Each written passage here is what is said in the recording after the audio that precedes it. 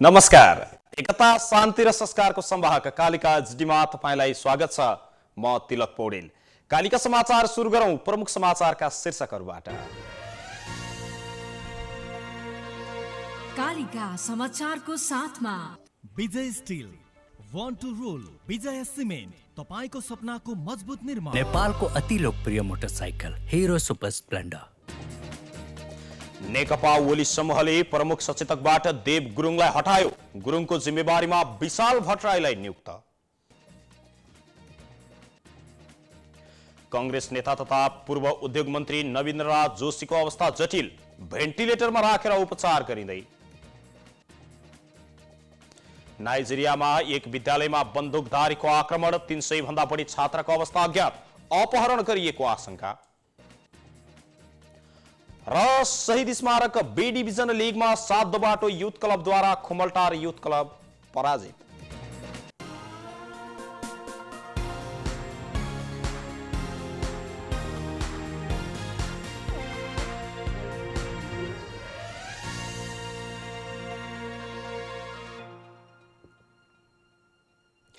कालिका समाचार सुरु गरौं राष्ट्रिय समाचारबाट। नेपाल कम्युनिस्ट पार्टी नेकपाको प्रधानमन्त्री ओली समूहले पार्टी संसदीय दलको प्रमुख सचेतकबाट देव गुरुङलाई हटाएर विशाल भट्टराईलाई नियुक्त गरेको छ। प्रधानमन्त्री एवं नेकपाका ओली समूहका अध्यक्ष केपी शर्मा ओलीले नेकपाको दाहाल नेपाल समूहका नेता गुरुङलाई हटाएर आफ्नो समूहका भट्टराईलाई प्रमुख सचेतक बनाउनु भएको हो। प्रधानमन्त्री ओलीले संसदीय दलको सचेतकमा भट्टराईलाई नियुक्त गर्नु भएको नेकपा संसदीय दलका उपनेता सुभाष नेमुवाङले जानकारी दिनुभएको छ। शुक्रबार प्रदेश नम्बर 1 का सांसदहरूसँगको छलफलमा प्रधानमन्त्री एवं नेकपा संसदीय दलका नेता ओलीले आफूले नेता देव गुरुङलाई धन्यवाद दिँदै विशाल भट्टराईलाई नियुक्त गरेको जानकारी गराउनु भएको उपनेता नेमुवाङले जानकारी दिनुभएको छ। पार्टीको संसदीय दलको नेताले प्रमुख सचेतक छान्ने व्यवस्था रहेको छ। पूर्व उद्योग मन्त्री एवं नेपाली कांग्रेसका नेता नवीनराज जोशीको स्वास्थ्य अवस्था जटिलतातर्फ लागेको छ।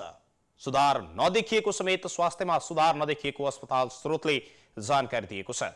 शुक्रबार दिउँसो पत्रकारसँग कुरा गर्दै नर्भिक अन्तर्राष्ट्रिय अस्पतालका चिकित्सक डाक्टर राजीव झाले जोशीको स्वास्थ्य अवस्था स्थिर रहेकोले भेन्टिलेटरमा उपचार भइरहेको जानकारी दिनुभयो। जोशीलाई मस्तिष्कघात भएपछि आज बिहान थापाथली स्थित नर्भिक अन्तर्राष्ट्रिय अस्पतालमा उपचारका लागि पुर्याइएको थियो। सम्भावना भने कमै रहेको चिकित्सकहरूले बताएका छन्। टाउकोको सिटी स्क्यान गर्दा दिमागमा रगत र पानी जमेको पाइएको पनि डाक्टर झाले जानकारी दिनुभएको छ। टाउकोमा जमेको पानी निकाल्न एक्सटर्नल भेन्ट्रिकुलर ड्रेन ईभीडी मा राखिएको र 130 ml जति पानी समेत निकालिएको झाले बताउनु भएको छ। त्यसपछि रक्तचाप कम भएको र रक्तचाप बढाउने औषधि दिइएको पनि उहाँले बताउनु भएको छ। यस्तो अवस्था जटिल हुने पनि डाक्टर झाको भनाइ छ। नर्भिक अस्पतालमा पुग्दा जोशी कोमाको अवस्थामा रहनु भएको र बान्ता भई फोक्सोमा असर भएकाले सास फेर्न समेत गाह्रो भइरहेको थियो। नेपाल कम्युनिस्ट पार्टी नेकपाको एकता अभियानमा लाग्नुभएका उपाध्यक्ष वामदेव गौतमले आफ्नो सक्रियता थप बढाउनु भएको छ। बिहिबार नेकपाका अध्यक्ष पुष्पकमल दाहाल प्रचण्डसँग भेट गर्नुभएका गौतमले आज प्रधानमन्त्री एवं नेकपाका अध्यक्ष केपी शर्मा ओलीलाई प्रधानमन्त्री निवास बालुवाटारमै भेटेर छलफल गर्नुभएको हो। झन्डै 1 घण्टा लामो भएको छलफलमा गौतमले प्रधानमन्त्री ओलीलाई पार्टी एकतालाई बल पुग्ने गरी निर्णय लिन आग्रह गर्नुभयो। नेकपाका 2 समूहमा विभाजित देखिँदा आफू तटस्थ रहेको बताउनु भएका गौतमले पार्टी एकताको विकल्प नभएको दोहोऱ्याउँदै आउनु भएको छ। सर्वोच्च अदालतले प्रतिनिधि सभा पुनर्स्थापना गरे लगत्तै गौतमले प्रधानमन्त्री ओलीले तत्काल राजीनामा दिनुपर्ने पनि बताउनु भएको थियो। अध्यक्ष दाहालसँगको भेटमा गौतमले पार्टी एकतालाई बचाउन प्रधानमन्त्री ओलीको सम्मानजनक बहिर्गमनबारे सोच्न पनि आग्रह गर्नु भएको थियो। कृषि तथा पशुपन्छी विकास मन्त्री पद्मा कुमारी अर्यालले किसानलाई मलको अभाव हुन नदिने बताउनु भएको छ। आज कृषि सम्बन्धी रिपोर्टिङ गर्ने पत्रकारसँगको कृषि मन्त्रालयमा छलफल गर्दै मन्त्री अर्यालले रासायनिक मलको अभावमा किसानहरू छटपटाउन नपर्ने जिकिर गर्नुभयो। मलको आवश्यकतालाई परिपूर्ति गर्न मन्त्रालयले आफ्नो क्षमता बढाएर काम गरिरहेको पनि उहाँको भनाइ छ। मन्त्री अर्यालले भारतको खुल्ला सीमानाबाट अवैध रूपमा मल वितरने कुरालाई बन्द गर्न नसकिने भन्दै त्यसलाई पनि प्रणालीमा ल्याउनको निम्ति प्रयत्न गर्ने बताउनुभयो। मन्त्री अर्यालले आफ्नो कार्यक्षेत्रभित्र नभए पनि उखु किसानको समस्या समाधान गर्न पहल कदमी लिएको पनि जिकिर गर्नुभयो। हालसम्म 43 करोड रुपैयाँ रकम भुक्तानी समेत भइसकेको उहाँले दावी गर्नुभएको छ। यस्तै 7वटै प्रदेशमा रासायनिक मल भण्डारण गर्नको लागि स्थापना गर्ने तयारी पनि रहेको उहाँको भनाइ छ। किसानलाई सूचीकृत गर्ने काम सकिएको र छिट्टै 7 प्रदेशबाट एकैचोटि शुभारम्भ गर्ने गरी तयारी भइरहेको पनि उहाँको भनाइ छ। कृषि क्षेत्रमा ठेकेदारी प्रथा रहेको भन्दै मन्त्री अर्यालले त्यसलाई तोडेर अनुदानमा हुने व्यतिथिलाई व्यवस्थित गर्नुपर्ने पनि बताउनु भएको छ। उहाँले आयात र निर्यात बराबरी हुनुपर्नेमा जोड दिनु भएको छ भने आयात गर्दा गर्दै पनि निर्यातमा ध्यान जानुपर्ने भन्दै उहाँले त्यसो नगरे अन्तर्राष्ट्रिय बजार सुरक्षित नहुने जिकिर गर्नुभयो। अन्तर्राष्ट्रिय बजार सुनिश्चित गर्न आयात र निर्यात गरेसँगै सँगसँगै अगाडि लैजानुपर्नेमा पनि उहाँले जोड दिनु भएको छ। गृह मन्त्रालयले 36 वटा जिल्लाका प्रमुख जिल्ला अधिकारीहरूलाई हेरफेर गरेको छ। गृह मन्त्री स्तरीय निर्णय अनुसार पाल्पामा योगेन्द्र प्रसाद पाण्डे, सिन्धुलीमा सुरेश नेउपाने, गोर्खामा शालिग्राम शर्मा पौडेल, महोत्तरीमा तीर्थराज भट्टराई, सिन्धुपाल्चोकमा अरुण पोखरेल, सुनसरीमा उमेश कुमार ढकाल र सप्तरीमा फणीन्द्र मणि पोखरेली सिडिओका रूपमा सरुवा हुनु भएको छ। उहाँहरू सबै सहसचिव हुनुहुन्छ। यसैगरी धादिङमा ज्ञान प्रसाद ढकाल, कास्कीमा थानेश्वर गौतम, उदयपुरमा तुलसीराम सेडाई, कपिलवस्तुमा चक्रपाणी पाण्डे, बर्दियामा सन्तबहादुर सुनार, सर्लाहीमा नारायण प्रसाद भट्टराई उहाँ चितवनबाट सरुवा हुनु भएको छ। यस्तै स्याङ्जामा दीपकराज नेपाल, दाङमा दीर्घ नारायण पौडेल, कैलालीमा खगेन्द्र प्रसाद रिजाल, रामेछापमा गौलोचन सैजु, बागलुङमा शिवकुमार कार्के र सुर्खेतमा छविलाल रिजाल सिडिओका रूपमा सरुवा हुनु भएको छ। यस्तै इलाममा वब बहादुर खड्का, ओखलढुङ्गामा वन्दना राई, सल्यानमा लक्ष्मीदेवी होमागाई खतिवडा, दोलखामा वासुदेव घिमिरे, दैलेखमा हरिबहादुर प्याकुरेल, नुवाकोटमा जीवन प्रसाद दुलाल, अछाममा रुद्रबहादुर मल्ल, पर्वतमा देवी पाण्डे खत्री, जाजरकोटमा प्रेम प्रसाद देवकोटा, रसुवामा ईश्वरी प्रसाद ढकाल, ताप्लेजुङमा उमेश पाण्डे, बझाङमा मोहन अधिकारी, हुम्लामा गणेश आचार्य, दार्चुलामा सिद्धराज जोशी र म्याग्दीमा गणेश प्रसाद अधिकारी सिडिओका रूपमा पुग्नु भएको छ। उहाँहरू सबै उपस्थित रहनु भएको छ। सिद्धराज जोशी र गणेश प्रसाद अधिकारीको पदस्थापन भएको हो। सहसचिव सिडिओ हुने चितवनमा उपसचिव प्रेमलाल लामिछानेलाई सिडिओका रूपमा काज सरुवा गरिएको छ। मन्त्रालयका अनुसार चितवनमा थप अर्का एकजना पनि सहायक प्रमुख जिल्ला अधिकारीको थप गरिएको छ। नेपालमा कोरोना भाइरसका सक्रिय संक्रमितको संख्या 1000 भन्दा तल झरेको छ। गएको कार्तिक पहिलो हप्ता सक्रिय संक्रमितको संख्या 40,000 नागेकोमा अहिले घटेर 1000 भन्दा तल झरेको स्वास्थ्य मन्त्रालयले जानकारी दिएको छ। अहिले नेपालमा 936 जना सक्रिय संक्रमित रहेको स्वास्थ्य तथा जनसंख्या मन्त्रालयले जानकारी दिएको छ। गएको 24 घण्टाको अवधिमा थप 54 जना निको भएसँगै निको हुनेको संख्या पनि 2,70,277 जना पुगेको मन्त्रालयले जनाएको छ।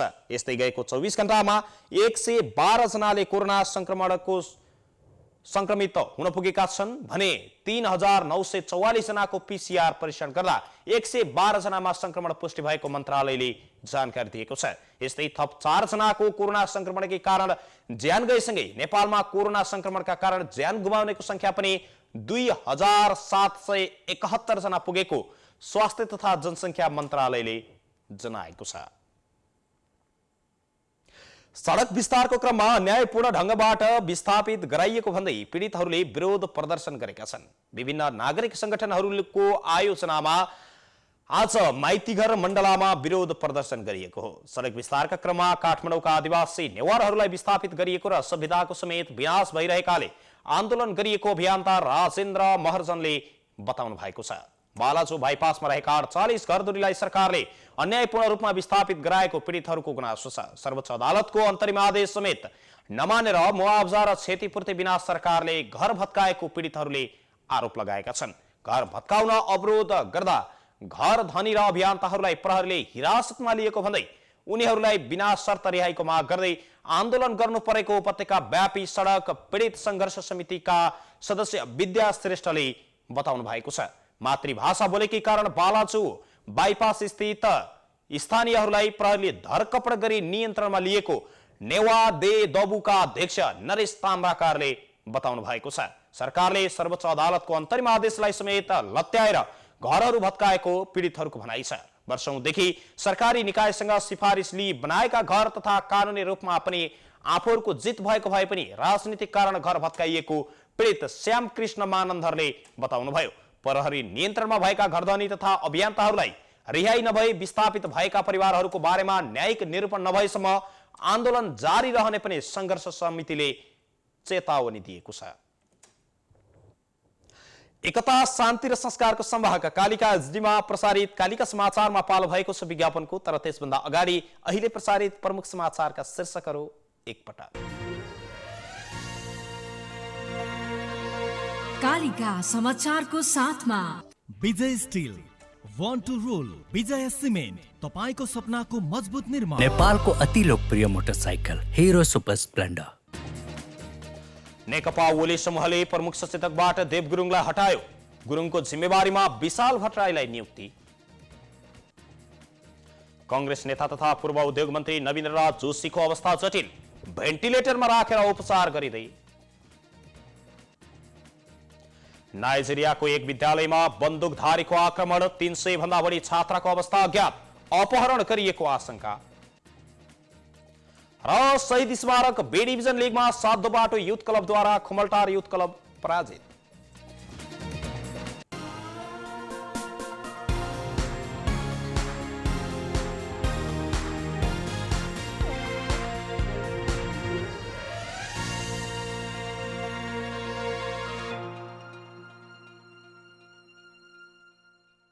पूर्ण स्वचालित मसिनमा उच्च स्तरीय ब्लेड प्रयोग गरी उत्पादन भएको नेपालको पहिलो टेगुम जर्मनी प्रविधिद्वारा उत्पादित विजय स्टिल सम्पूर्ण रूपमा ल्याब परीक्षणपछि उत्पादन हुने अत्यधिक भूकम्प प्रतिरोधक, वर्षौंसम्म टिक्ने, खिया प्रतिरोधक, उच्च शक्ति, उत्कृष्ट बचत अनि उच्च लचकता, अग्नि प्रतिरोधक, रिब्समा अतिरिक्त मोटाई, उच्च वेल्डिङ क्षमता अनि उच्च इलोङ्गेसन, एक नासको तौल, लम्बाई अनुपात। अब आफ्नो निर्माणलाई दिनुहोस् विजय स्टिलको शक्ति। Vijay steel FE 500, FE 500D।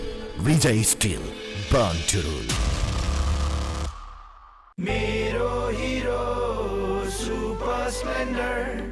मेरो हिरो कति प्यारो, अरू पनि होला राम्रो, तर पनि मेरै हिरो प्यारो। पहाडेर ओहो तर कति सुन्दर हाम्रो, बाधा भने कति हो, त्यसैले हिरो सुपर स्प्लेन्डर नै प्यारो।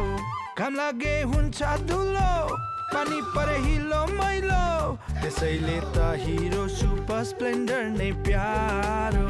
सबैलाई सुहाउँदो सुपर स्प्लेन्डर नै प्यारो। नेपालको अति लोकप्रिय मोटरसाइकल हिरो सुपर स्प्लेन्डर।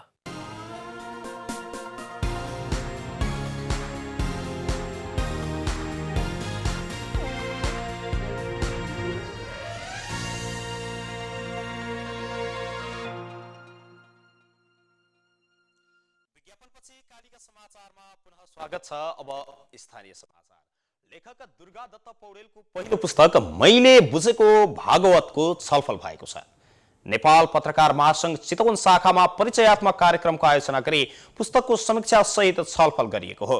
आध्यात्मिक ज्ञानलाई प्रोत्साहन गर्ने गरी पुस्तक लेखन गरिएको लेखक पौडेलले बताउनु भएको छ। साधना गरेको 29 दिनमा पुस्तक तयार गरिएको थियो। पुस्तक गुल्मी र पाल्पाको संगम स्थल रोरू क्षेत्र साधना गरिएको छ। 62 वर्षको उमेरमा आफूले पहिलो रचना प्रकाशित गरेको पौडेलको भनाइ छ। यस्तै उहाँका अनुसार अनुसन्धानमा आधारित निर्णयको बन्दी प्रकाशित हुने क्रममा रहेको छ। 201 पृष्ठ लामो पुस्तक बिक्री वितरण गर्ने उद्देश्यले नभई पुस्तकालयमा खुल्ला अध्ययनको लागि तयार गरिएको उहाँको भनाइ छ। पुस्तक 1000 प्रति छपाइएको उहाँले बताउनु भयो भने कार्यक्रमको अवसरमा नेपाल पत्रकार महासंघ चितवन शाखाको पुस्तकालयका लागि पनि 5 प्रति पुस्तक उहाँले हस्तान्तरण गर्नु भएको छ। नवलपुरको गैंडाकोटमा कछार अर्गानिक खाना महोत्सव गरिएको छ। गैंडाकोटको नगरपालिका र देवघाट गाउँपालिकाको सहकार्यमा कछार अर्गानिक खाना महोत्सव सञ्चालन गरिएको हो। एक दिने खाना महोत्सवको गैंडाकोट नगरपालिकाका प्रमुख छत्रराज पौडेलले उद्घाटन गर्नु भएको हो। कछारको अर्ग्यानिक खानाको प्रचार र बजारीकरणका लागि खाना महोत्सवको आयोजना गरिएको हो। उद्घाटन गर्दै गैंडाकोट नगरका नगर प्रमुख पौडेलले अर्ग्यानिक वस्तु तथा खानाको उच्च माग भइरहेको अहिलेको अवस्थामा नेपाली ग्रामीण भेगका खानाको प्रचार प्रसार गर्नुपर्ने बताउनु भएको छ। स्थानीय स्तरको खानाको प्रचारको अभावमा नेपाली बजारमा पश्चिमा खानाका परिकार नेपालीहरूले खानु परेको उहाँको भनाइ छ।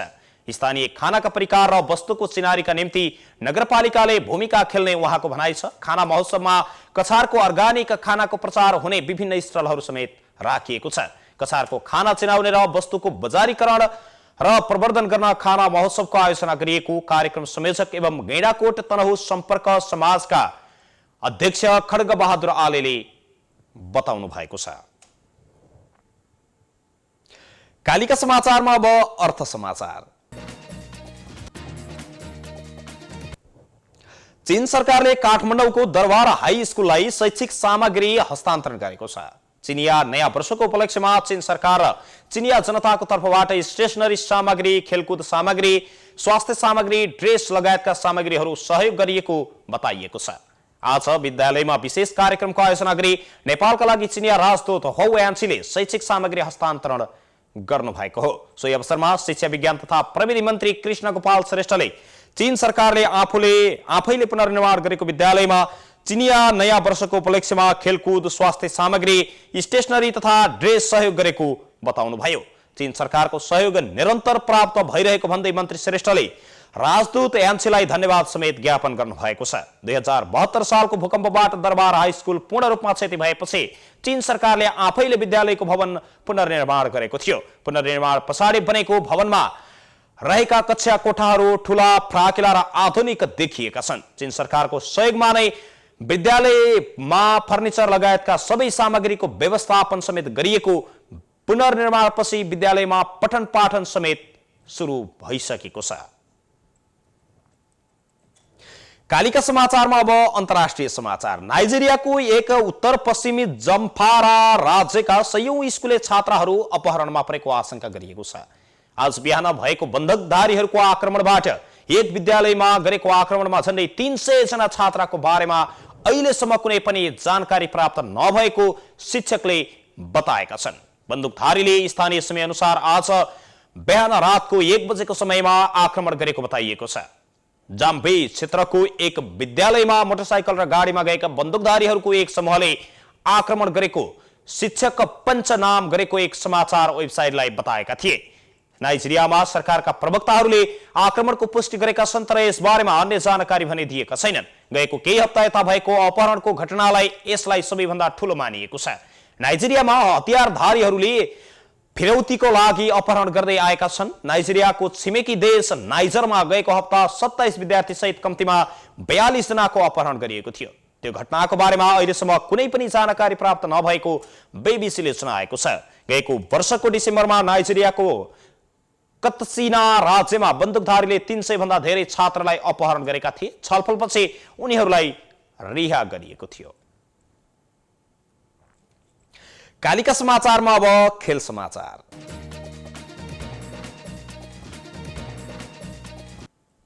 शहीद स्मारक बी डिभिजन लिगमा 7 दोबाटो युथ क्लबले खुमलटार युथ क्लबलाई पराजित गरेको छ। ललितपुरको 7 दोबाटोमा रहेको एन्फा कम्प्लेक्सको मैदानमा आज भएको पहिलो खेलमा 7 दोबाटोले खुमलटारलाई 3-2 गोल अन्तरले पराजित गरेको हो। 7 दोबाटोका दुर्जित तामाङ, आशिष राई र भुवन बस्नेतले 1-1 गोल गरे भने खुमलटारका सुबिन केसी र अदिल हमिदले 1-1 गोल फर्काएका थिए। जितसँगै 7 दोबाटो 7 खेलमा 19 अङ्क जोडेर शीर्ष स्थानमा रहेको छ भने खुमलटार 16 अङ्कका साथ दोस्रो स्थानमा छ। यस्तै एन्फा मैदानमै मध्यपुर युथ एसोसिएसन र टुसाल क्लब बीच पनि प्रतिस्पर्धा भएको छ। टुसाल 8 अङ्क सहित 7औं स्थानमा छ भने पुछारमा रहेको मध्यपुरको 1 अङ्क मात्रै छ। एकता, शान्ति र संस्कारको संवाहक कालिका एचडीमा अहिले प्रसारित कालिका समाचारको अन्त्यमा प्रमुख समाचारका शीर्षकहरू पुनः एकपटक। कालिका समाचारको साथमा Vijay steel, want to roll, Vijay cement, तपाईको सपनाको मजबुत निर्माण। नेपालको अति लोकप्रिय motorcycle Hero Super Splendor. Nekapa Oli समूहले प्रमुख सचेतकबाट देव गुरुङलाई हटायो। गुरुङको जिम्मेवारीमा विशाल भट्टराईलाई नियुक्त। कांग्रेस नेता तथा पूर्व उद्योग मन्त्री नवीन्द्र राज जोशीको अवस्था जटिल, भेन्टिलेटरमा राखेर उपचार गरिँदै। नाइजेरियाको एक विद्यालयमा बन्दुकधारीहरूको आक्रमण, कम्तीमा 300 भन्दा बढी छात्राहरूको अवस्था अज्ञात, अपहरण गरिएको आशंका। र शहीद स्मारक बी डिभिजन लिगमा 7 बाटो युथ क्लबद्वारा खुमलटार युथ क्लब पराजित।